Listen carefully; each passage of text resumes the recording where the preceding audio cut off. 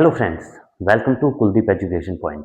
तो फ्रेंड्स, ये हमारे मॉडर्न हिस्ट्री की क्लास 12 है और आज इसमें जो हमारा टॉपिक चल रहा है मराठा साम्राज्य, उसको आज हम कंटिन्यू करेंगे।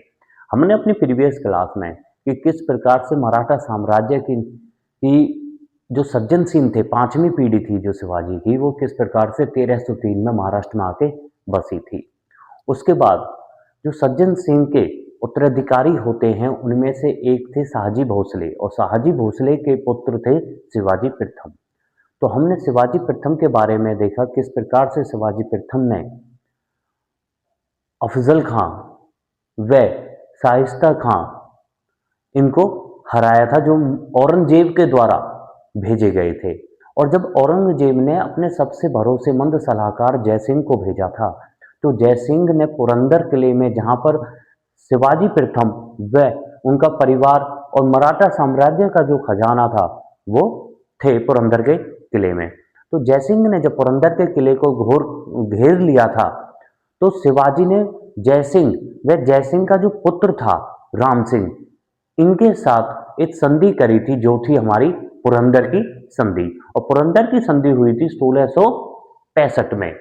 तो जब पुरंदर की संधि हो रही थी, तो पुरंदर की संधि में कुछ शर्तें हुई थी, जैसे कि जो शिवाजी के किले थे जिन पे शिवाजी ने अधिकार किया था, और ये कहा जाता है कि शिवाजी ने कुल 200 से ज्यादा किलों पर अपना अधिकार किया हुआ था, परंतु जो महत्वपूर्ण किले थे 35 किले, उन 35 किलों में से 23 किले, पुरंदर संधि के अनुसार 35 किलों में से 23 जो किले थे वो शिवाजी प्रथम ने औरंगजेब में मुगलों को वापस दे दिए थे। और उन 23 किलों के जो आसपास के क्षेत्र थे, जहां से 4 लाख खूनों की आमदनी हुआ करती थी, वो भी मुगलों के अधिकार में आ गए थे। और जो बीजापुर के क्षेत्र पर शिवाजी ने अधिकार किया हुआ था, वो भी शिवाजी ने उन्हें वापस कर दिया था। तो जब पुरंदर की संधि होती है 1665 में, तो पुरंदर की संधि के समय एक विदेशी यात्री उपस्थित था, तो वो विदेशी यात्री था मनुची। दोबारा से देखिए कि पुरंदर की संधि के समय मनुची विदेशी यात्री उपस्थित था। नेक्स्ट पॉइंट आता है हमारा कि पुरंदर की संधि के अनुसार शिवाजी महाराज मतलब कि जयसिंह ने शिवाजी महाराज को मना लिया था औरंगजेब से मिलने के लिए। तो संधि के अनुसार शिवाजी महाराज औरंगजेब से मिलते हैं 1666 में, और 1666 में ये औरंगजेब के आगरा वाले दरबार में जाकर मिलते हैं। परंतु जब ये औरंगजेब से 1666 में मिलते हैं, तो औरंगजेब इन्हें कैद कर लेते हैं, और कैद करने के बाद अपने आगरा वाले किले में ले जाते हैं। और शिवाजी 1666 में फूलों की टोकरी पर बैठकर या फूलों में छुपकर वहां से भाग जाते हैं। नेक्स्ट पॉइंट आता है कि शिवाजी महाराज ने सूरत को 1670 में लूटा था। शिवाजी महाराज ने सूरत को 2 बारी लूटा था, जो मुगल शासक औरंगजेब का बहुत बड़ा बंदरगाह था।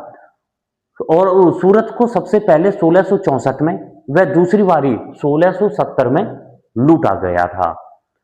नेक्स्ट पॉइंट आता है हमारा कि इन 4 वर्षों में 1666 से 1670, इन 4 वर्षों में शिवाजी ने जो अपने किले थे, जो पुरंदर संधि के अनुसार दे दिए थे, उन पर बहुत सारे किलों पर अपना अधिकार कर लिया था, जिनमें से एक थे पुरंदर का किला। तो पुरंदर किले सहित अपने अन्य किले जीते गए थे, और शिवाजी ने जो मुगलों का क्षेत्र था खानदेश व बरार क्षेत्र में भी आक्रमण किया था। दोबारा से देखिए कि जब शिवाजी औरंगजेब से मिलते हैं उनके दरबार में, आगरा वाले दरबार में 1666 में संधि के अनुसार, तो औरंगजेब इन्हें बंदी बना लेते हैं, परंतु ये 1666 में फूलों में छुपकर भाग जाते हैं। और 1666 से 1670 तक ये अपने जो किले थे, जो इन्होंने पुरंदर की संधि के अनुसार मुगलों को दे दिए थे, उन पर ये धीरे धीरे अपना अधिकार स्थापित कर लेते हैं। सूरत को ये दूसरी बार 1670 में लूटते हैं, पहली बार इन्होंने 1664 में लूटा था। पुरंदर किले के साथ साथ इसने जो शिवाजी महाराज ने जो अपने किले वापस लिए थे और जो मुगलों का क्षेत्र था खानदेश व बरार क्षेत्र, उस पर भी आक्रमण किया था। नेक्स्ट पॉइंट आता है हमारा कि हमने अपनी प्रीवियस क्लास में ये देखा था कि शिवाजी की जो 8 रानियां थी वह 8 पत्नियां थी।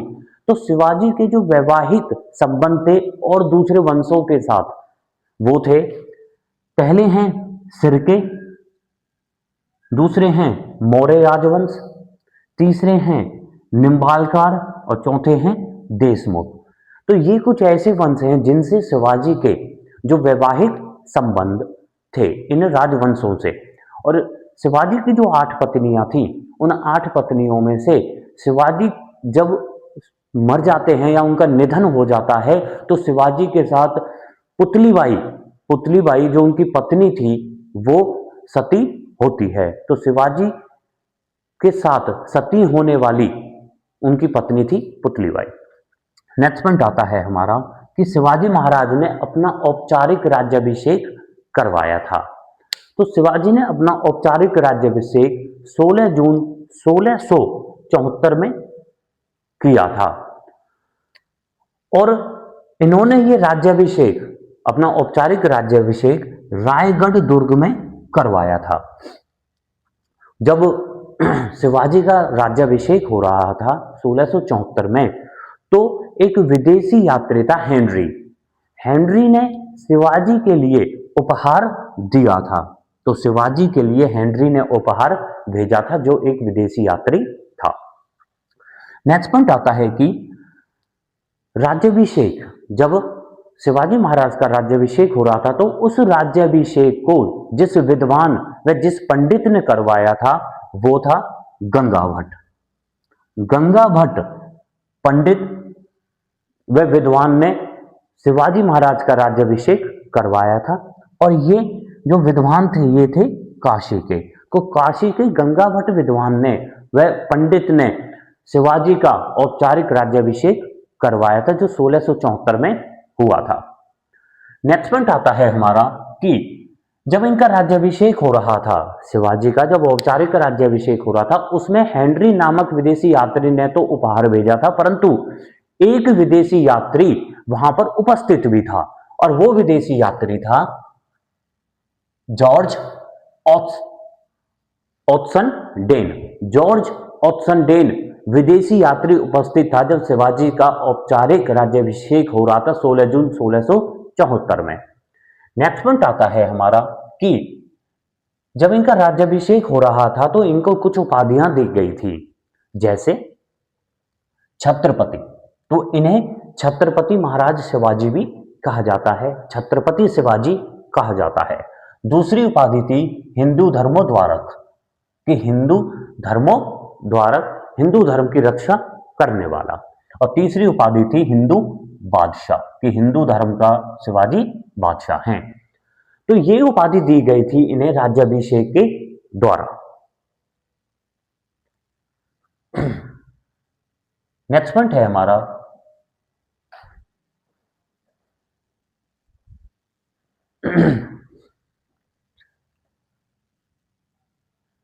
नेक्स्ट पॉइंट है हमारा कि पंडित गंगा भट्ट जिन्होंने शिवाजी का राज्याभिषेक किया था, पंडित गंगा भट्ट ने यह घोषणा की थी कि शिवाजी एक उच्च वर्गीय क्षत्रिय हैं। तो क्वेश्चन यह आएगा कि यह किसने कहा था कि शिवाजी महाराज उच्च वर्गीय क्षत्रिय हैं? तो ये कहा था पंडित गंगा भट्ट ने, जिसने शिवाजी का औपचारिक राज्याभिषेक करवाया था। नेक्स्ट पॉइंट आता है कि 1674 में ही जो शिवाजी की माता थी शिवाजी की माता जीजाबाई जो यादव वंश से संबंधित थी, इनकी मृत्यु हो जाती है 1674 में। नेक्स्ट पॉइंट आता है कि 16 जून 1674 में तो शिवाजी का औपचारिक राज्याभिषेक हुआ था। परंतु दोबारा से शिवाजी ने अपना राज्याभिषेक करवाया था, और दोबारा से जो अपना राज्याभिषेक इन्होंने करवाया था वो करवाया था 24 सितंबर 1674 में। और यह जो राज्याभिषेक करवाया था दूसरी बार इन्होंने, तो यह राज्याभिषेक कांची के पंडित निश्चलपुरी गोस्वामी ने करवाया था। तो दोबारा से इनका जो पहला हुआ था राज्याभिषेक वो 16 जून 1674 में हुआ था, और ये रायदुर्ग में हुआ था। हेनरी ने इन्हें उपहार दिया था और पंडित गंगा भट्ट ने ये करवाया था। दूसरा जो राज्याभिषेक होता है, दूसरा राज्याभिषेक इनका 24 सितंबर 1674 में हुआ था, और ये राज्याभिषेक कांची के पंडित निश्चलपुरी गोस्वामी ने करवाया था। नेक्स्ट पॉइंट आता है हमारा कि मराठा साम्राज्य की जो दक्षिणतम राजधानी थी वो थी जिंजी, वो थी जिंजी। और जिंजी, इन्होंने जो जिंजी का किला जीता था वो इन्होंने अपने कर्नाटक का, जब इन्होंने अपना अंतिम अभियान किया था, ये कहा जाता है कि जो कर्नाटक का अभियान था शिवाजी महाराज का, वो इनका अंतिम बड़ा सैनिक अभियान था, और इसी अभियान के तहत इन्होंने जिंजी के किले को भी जीता था, और जिंजी को इन्होंने अपनी दक्षिणतम राजधानी बनाया था 1677 व 78 में। नेक्स्ट पॉइंट है हमारा, ध्यान से देखिए कि शिवाजी ने बीजापुर कर्नाटक, बीजापुर राज्य व बीजापुर जो कर्नाटक में पर आक्रमण करने की योजना बनाई थी। शिवाजी महाराज ने बीजापुर पर आक्रमण करने की योजना बनाई थी, और जब इन्होंने योजना बनाई थी तो कुतुब शाह जो हैदराबाद का शासक था उस समय, कुतुब शाह ने अपनी राजधानी हैदराबाद में शिवाजी महाराज का भव्य तरीके से स्वागत किया था। मतलब कि बीजापुर पर जब वो आक्रमण करने की सोच रहे थे तो कुतुब शाह ने शिवाजी का साथ दिया था और शिवाजी का स्वागत किया था अपनी राजधानी हैदराबाद में। जब इन्होंने शिवाजी महाराज का भव्य तरीके से स्वागत किया था तो इन दोनों के बीच में एक समझौता हुआ था, एक संधि हुई थी, एक वार्तालाप हुआ था, और इस वार्तालाप व इस संधि के अनुसार कुतुब शाह ने शिवाजी महाराज को आर्थिक सहायता के तौर पर सालाना 1 लाख खून व मराठा दरबार में अपना एक दूत रखेगा। नेक्स्ट पॉइंट है हमारा कि जब ये संधि हुई थी तो संधि में जो शिवाजी महाराज और कुतुब शाह के बीच में हुई थी उसमें हमारा कि जो लूट का माल होगा, जो ये दोनों आक्रमण करके जो वहां से वस्तुएं लाएंगे, जो रुपए पैसे लेके आएंगे, वो उसका लूट का माल आधा आधा होगा, और ये आधा आधा लूट का माल शिवाजी और कुतुब शाह के बीच में होगा। और इसके लिए कुतुब शाह ने शिवाजी महाराज की सहायता के लिए एक सैनिक टुकड़ी, तोपखाना व सैनिक खर्च के लिए धनराशि भी दी थी। और दोबारा से देखिए कि शिवाजी महाराज ने 1677 के आसपास बीजापुर कर्नाटक पर आक्रमण करने की योजना बनाई थी। जब इन्होंने ये योजना बनाई थी तो कुतुब शाह जो हैदराबाद के शासक थे, कुतुब शाह ने शिवाजी महाराज का अपनी राजधानी हैदराबाद में भव्य तरीके से स्वागत किया था, और इन दोनों के बीच में, कुतुब शाह और शिवाजी के बीच में एक संधि हुई थी, एक समझौता हुआ था, और इस संधि व समझौते के अनुसार कुतुब शाह आर्थिक सहायता के तौर पर सालाना, मतलब साल में 1 लाख खून देगा व मराठा दरबार में अपना एक दूत रखेगा। 1 लाख खून मतलब 5 लाख रुपए देगा। और संधि में यह भी हुआ कि जो शिवाजी के द्वारा जो क्षेत्र लूटे जाएंगे और जहां से जो लूटा हुआ माल रहेगा वो भी आधा आधा हो जाएगा कुतुब शाह और शिवाजी के बीच में। और जब शिवाजी महाराज बीजापुर पर आक्रमण करने के लिए तैयार थे तो कुतुब शाह ने एक सैनिक टुकड़ी, तोपखाने और कुछ सैनिक सैनिक सैनिकों के लिए कुछ धनराशि का उपाय भी किया था, वह कुछ धनराशि भी दी थी। नेक्स्ट पॉइंट आता है हमारा कि जब शिवाजी प्रथम का साथ दिया था कुतुब शाह ने, तो शिवाजी प्रथम ने परिणाम स्वरूप शिवाजी महाराज ने बीजापुर से जिंजी और वेलूर के किले छीन लिए थे, और जिंजी जो किला है वह जिंजी को अपनी दक्षिणतम राजधानी बना दिया था।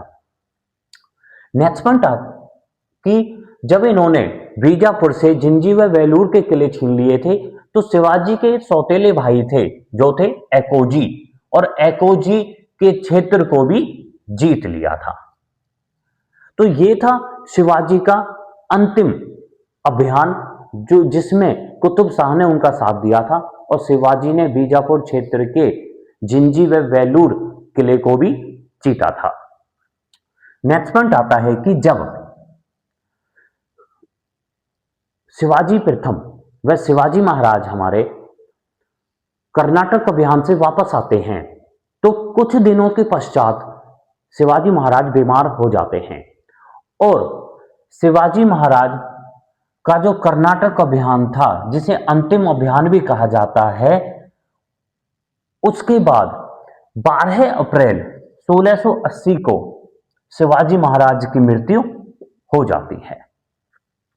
तो क्वेश्चन ये आएगा कि शिवाजी महाराज का अंतिम सैनिक अभियान कौन सा था? तो उनका सैनिक अभियान था बीजापुर के खिलाफ है, कर्नाटक के, और इनकी मृत्यु हो जाती है कुछ दिन बाद। जब वो कर्नाटक अभियान से वापस आते हैं तो 1680 में शिवाजी महाराज की मृत्यु हो जाती है। तो ये था इनका बीजापुर के खिलाफ अंतिम अभियान।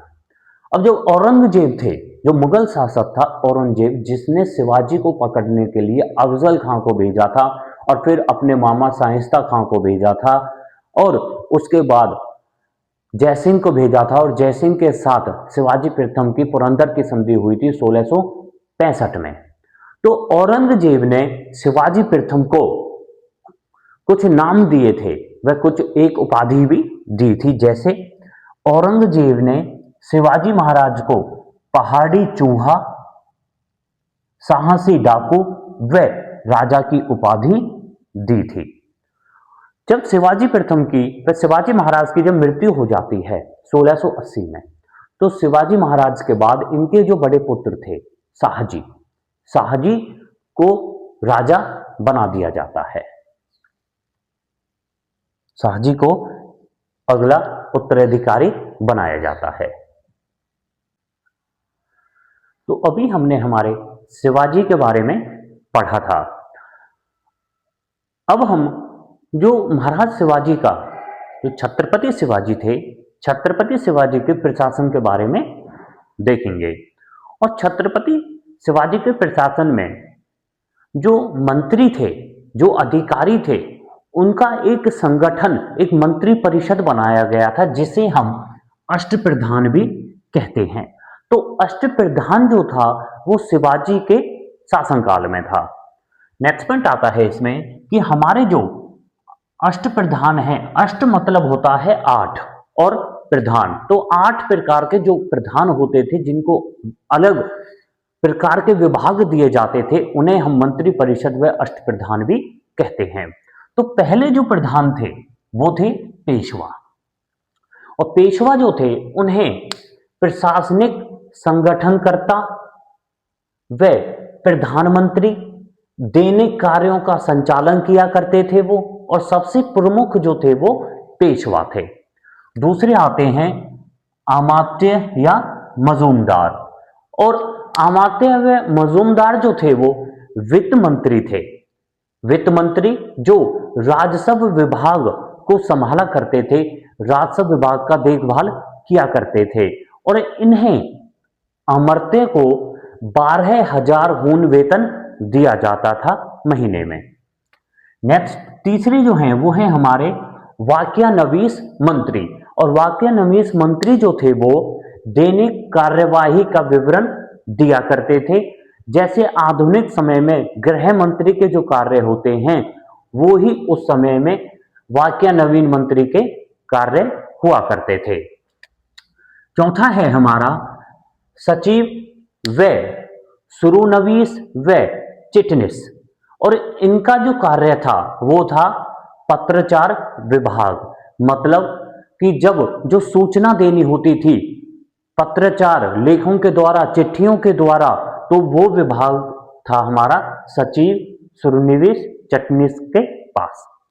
पांचवें हैं हमारे सुमंत व दवीर, और सुमंत व दवीर होते थे विदेश मंत्री व विदेशी विभाग। विदेशी विभाग का जो प्रधान होता था उसे हम सुमंत व दवीर कहते थे।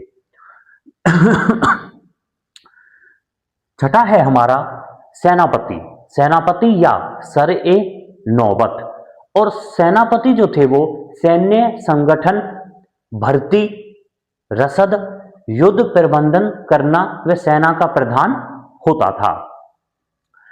सातवां है हमारा पंडित राव, और पंडित राव जो है जैसे शब्द से ही पता चल रहा है पंडित जी, और पंडित जी का जो कार्य होता है वो धार्मिक व धर्मों से संबंधित होता है। तो पंडित राव जो अधिकारी होते थे वो धर्म, दान, शिक्षा विभाग का विभाग संभाला करते थे।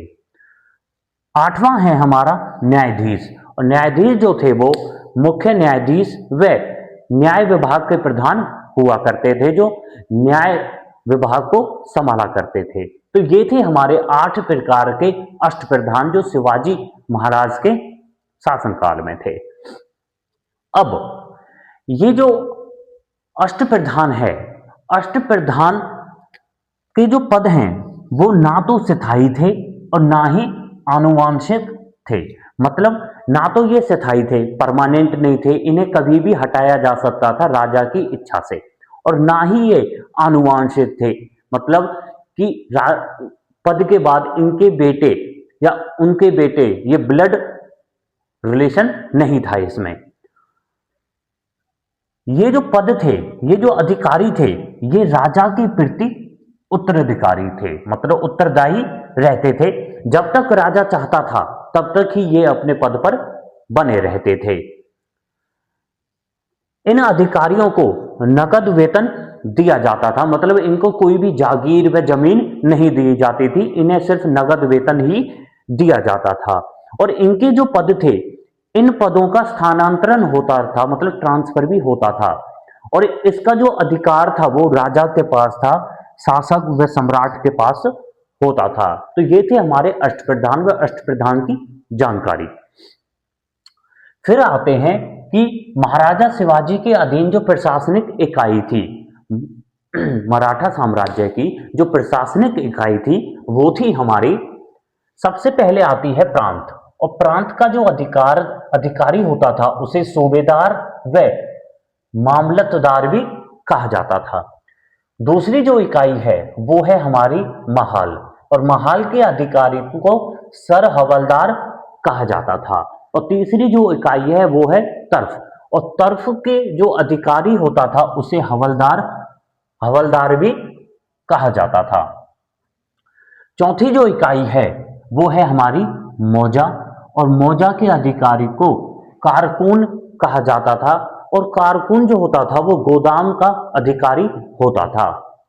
पांचवी जो इकाई है वो है हमारी पाटिल व पटेल व मुखिया, मतलब जो ग्राम होते थे उसका जो अधिकारी होता था वो मुखिया, उसको मुखिया कहते थे व पाटिल भी कहते थे। तो ये है हमारी शिवाजी के अधीन प्रशासनिक इकाई। जो सबसे बड़ी इकाई है वो है प्रांत, और सबसे छोटी इकाई है वो है ग्राम। नेक्स्ट पॉइंट आता है हमारा कि सरंजामी प्रथा संबंधित थी भू राजस्व प्रथा से, शिवाजी के अधीन ये प्रथा थी। फिर आता है हमारा नेक्स्ट पॉइंट, और नेक्स्ट पॉइंट में हमारा एक कर का है जो है हमारा चौथ कर। चौथ कर जिसे मुगलई कर भी कहा जाता है। चौथ कर जो था वो बाहरी आक्रमणों से सुरक्षा करना, बाहरी आक्रमणों से सुरक्षा करना। चौथ में कृषि का 1/4 हिस्सा लेते थे, मतलब जो किसान होते थे वो किसान अपनी उपज का, अपनी कृषि की जो उपज होती थी उस उपज का 1/4 हिस्से राजा को दिया करते थे, जो हमारा 25% होता है, और राजा बदले में अपनी जनता की, अपनी प्रजा की सुरक्षा किया करता था भारी आक्रमणों से। नेक्स्ट पॉइंट आता है हमारा कि शिवाजी की जो भू राजस्व व्यवस्था थी, शिवाजी की भू राजस्व व्यवस्था जो थी वो आधारित थी रैयतवाड़ी प्रथा पर। और रैयतवाड़ी जो प्रथा थी, रैयतवाड़ी प्रथा 19वीं शताब्दी में शुरू की गई थी मुनरो के द्वारा। और इसमें रैयतवाड़ी प्रथा में जो जमीन होती थी उस जमीन का जो मालिक होता था वो किसान ही होता था, और किसान अपनी उपज का हिस्सा दिया करता था राजा सम्राट को। नेक्स्ट पॉइंट आता है हमारा कि शिवाजी ने अन्नाजी दत्तों के अधीन भूमि माप करवाई थी, मतलब जो शिवाजी ने जो भूमि माप करवाई थी वो भूमि माप इन्होंने अन्नाजी दत्तों के अधीन करवाई थी। नेक्स्ट पॉइंट आता है हमारा कि भूमि माप जो यंत्र था और जो इकाई थी उसको जरीब या काठी कहा जाता था, मतलब जरीब या काठी यंत्र के द्वारा ही भूमि माप कराई जाती थी। नेक्स्ट पॉइंट आता है हमारा कि शिवाजी के समय में हून नामक मुद्रा प्रचलित थी, मतलब जो पैसे दिए जाते थे वो हून नामक मुद्रा के द्वारा ही दिए जाते थे। जैसे अभी हमने देखा है कि अमात्य व मजूमदार को, जो वित्त मंत्री होता था, उसको हर महीने में 12,000 हून वेतन मिला करता था। नेक्स्ट पॉइंट है हमारा कि जो रजत मुद्राएं थी शिवाजी महाराज के शासनकाल में व इनके जो कार्यकाल था उसमें जो रजत मुद्राएं थी उन मुद्राओं के नाम थे रुपया, लारी व टका। नेक्स्ट पॉइंट आता है कि शिवाजी महाराज के समय में भूमि राजस्व की जो दर होती थी वो 2/5 होती थी, मतलब 2/5 हिस्सा होता था भूमि राजस्व का। नेक्स्ट पॉइंट आता है हमारा कि शिवाजी मलिक अंबर की जो राजस्व प्रणाली, मतलब कि शिवाजी महाराज की जो राजस्व प्रणाली थी वो प्रेरित थी मलिक अंबर से। मलिक अंबर से इनकी राजस्व प्रणाली प्रेरित थी। नेक्स्ट पॉइंट आता है हमारा कि जो मराठा इतिहास है, मराठा इतिहास को बखर नाम से भी जाना जाता है। मराठा, दोबारा देखिए कि मराठा इतिहास को बखर नाम से भी जाना जाता है। नेक्स्ट पॉइंट आता है कि शिवाजी महाराज की जो न्याय व्यवस्था थी, इनकी न्याय व्यवस्था संबंधित थी, आधारित थी प्राचीन हिंदू पद्धति पर। प्राचीन हिंदू पद्धति पर इनकी न्याय व्यवस्था आधारित थी। नेक्स्ट पॉइंट आता है हमारा कि शिवाजी महाराज के समय में जो सर्वोच्च न्यायालय था, सर्वोच्च न्यायालय को हुजूर हाजिर मजलिस भी कहते थे। हुजूर हाजिर मजलिस भी इन्हें कहा जाता था, मतलब सर्वोच्च न्यायालय को। नेक्स्ट पॉइंट आता है कि शिवाजी महाराज के समय में जो मुख्य सेनापति होता था वो मुख्य सेनापति था तानाजी मालुसरे। तानाजी मालुसरे। नेक्स्ट पॉइंट है हमारा कि शिवाजी महाराज के समय में जो तोपखानों का प्रमुख होता था, तोपखानों के प्रमुख को सिद्दी इब्राहिम भी कहते थे, मतलब सिद्दी इब्राहिम तोपखानों का प्रमुख था। नेक्स्ट पॉइंट आता है हमारा कि महाराज शिवाजी के समय में जो पर्वतीय सेना होती थी, पर्वतीय सेना का जो दल होता था जो पहाड़ों में रहता था, जैसे औरंगजेब ने शिवाजी को पहाड़ी चूहा व पहाड़ी डाकू भी कहा है, तो जो पहाड़ी दल था, पहाड़ी सेना का जो दल था उसको मवाली कहते थे। नेक्स्ट पॉइंट है हमारा कि पैदल सेना जो थी, पैदल सेना को पाइक भी कहा जाता था। नेक्स्ट पॉइंट है कि शिवाजी महाराज के समय में किले के प्रमुख जो होता था, किले के प्रमुख को हवलदार कहते थे। नेक्स्ट पॉइंट है कि सवार सैनिक, मतलब जो घोड़ों पर या हाथियों पर जो सवार सैनिक होते थे, सवार सैनिक को बरगीर व सिलेदार कहते थे। नेक्स्ट पॉइंट है हमारा इसमें कि शिवाजी महाराज ने गोरिल्ला व छापामार युद्ध प्रणाली का अनुसरण किया था। तो गोरिल्ला जो युद्ध प्रणाली थी वो संबंधित थी शिवाजी से। नेक्स्ट पॉइंट है हमारा कि rise rise of the Maratha जो पुस्तक थी, उस पुस्तक को महादेव गोविंद रानाडे ने लिखा था। नेक्स्ट पॉइंट है हमारा कि मराठा का इतिहास जो था, मराठा का इतिहास लिखा था एक विदेशी यात्री ने, व विदेशी लेखक ने जो था ग्रांट डफ ने मराठा का इतिहास लिखा था। और the rise of the Maratha जो पुस्तक थी वो लिखी थी हमारी महादेव गोविंद रानाडे ने। नेक्स्ट पॉइंट है हमारा कि मराठों के लेखों में, जो मराठों के लेख थे, उन लेखों में हमें मोडी लिपि का प्रयोग होता था। मतलब मराठों के जो लेख थे, जो मराठी भाषा में थे वे अन्य भाषा में थे, उनमें जो लिपि होती थी वो मोडी लिपि होती थी। नेक्स्ट पॉइंट आता है कि औरंगजेब ने महाराज शिवाजी को राजा की उपाधि दी थी। तो जो औरंगजेब ने महाराज शिवाजी को राजा की उपाधि दी थी, वो उपाधि देने के लिए कहा गया था मुअज्जम व जसवंत सिंह के कहने पर औरंगजेब ने शिवाजी महाराज को राजा की उपाधि दी थी। नेक्स्ट पॉइंट है हमारा कि शिवाजी महाराज के द्वारा जो चौथ प्रथा शुरू की गई थी, इस चौथ प्रथा की जो तुलना है वो तुलना लॉर्ड वेलेजी की जो साहित्य संधि थी उस संधि से की गई है। और ये तुलना करी थी महादेव गोविंद रानाडे ने, और महादेव गोविंद रानाडे ने ही एक बुक लिखी थी जो थी हमारी the rise of Maratha power.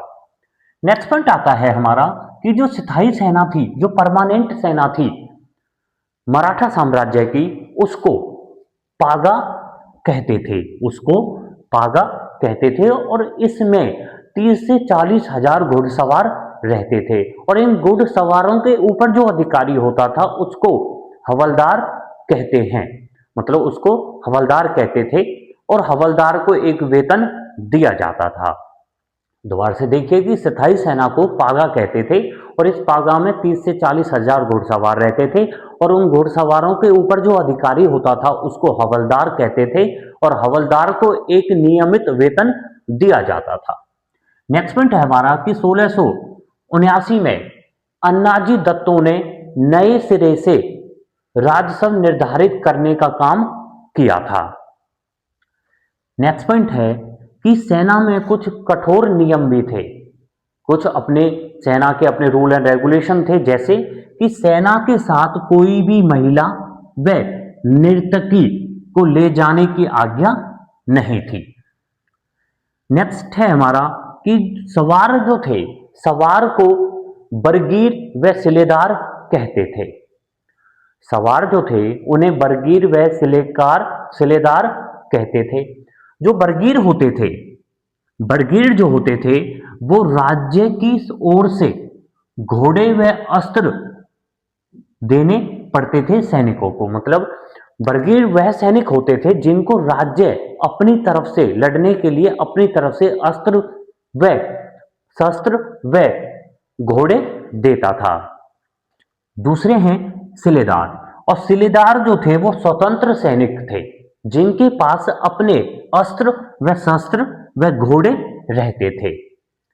Next point आता है हमारा कि जो शिवाजी के प्रशासन में जो 25 अश्वरोही की एक टुकड़ी थी, मतलब अश्वरोही, अश्व मतलब घोड़े, घोड़ों की जो एक टुकड़ी होती थी, उन टुकड़ी वो 25 अश्वरोही की एक टुकड़ी होती थी, और 25 अश्वरोही की जो टुकड़ी होती थी उसके ऊपर एक हवलदार होता था। और जो 5 हवलदार होते थे, 5 हवलदारों के ऊपर एक जुमलादार होता था, और 5 जुमलादारों और 10 जुमलादारों के ऊपर एक हजारी रहता था।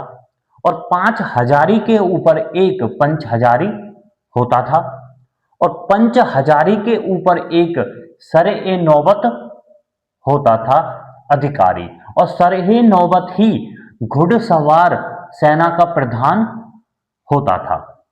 दोबारा से देखिए कि जो 25 अश्वरोही मतलब 25 घोड़ों वाली जो टुकड़ी होती थी उसके ऊपर एक हवलदार होता था और 5 हवलदारों के ऊपर एक जुमलादार होता था और 10 जुमलादारों के ऊपर एक हजारी होता था और 5 हजारी के ऊपर एक पंच हजारी होता था और 5 पंच हजारी के ऊपर एक सर-ए नौबत होता था जो घुड़सवार सेना का प्रधान होता था। नेक्स्ट पॉइंट आता है हमारा कि शिवाजी महाराज के द्वारा कर लगाए गए थे जो थे हमारे चौथकर और सरदेशमुख कर। चौथकर जो था वो रक्षा करने के लिए होता था। किसानों के द्वारा ये 1/4 चौथकर दिया जाता था। नेक्स्ट पॉइंट है हमारा कि अंग्रेजों ने शिवाजी महाराज को तोपें मुहैया करवाई थी। तो फ्रेंड्स ये थी हमारी आज की क्लास जिसमें हमने शिवाजी महाराज की संपूर्ण जानकारी देखी और शिवाजी महाराज के समय में जो मराठा का प्रशासन था, जो अष्टप्रधान देखे थे, प्रशासनिक इकाइयों के बारे में पढ़ा है। तो हम अपनी नेक्स्ट वीडियो में जो शिवाजी महाराज के पुत्र हैं संभाजी व राजा राम, उनके बारे में देखेंगे।